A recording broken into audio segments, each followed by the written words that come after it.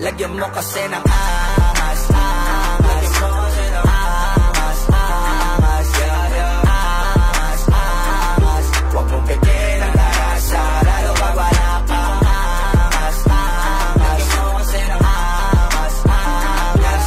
Angas, angas. Huwag mong pigil ang tarasa, kailangan pa ba paalala pa ulit na pag kami ni Soson nag-connecta, where pa, meron na naman panibagong meta. Di man kami madalas sumentra, pero kahit anong ilapag ay madaling ibenta. Madalang ipagtabi kasi iba yung puwersa. Mga zero to lupit kaya panay na siesta, pero di lang kami basta naghakot ng pera.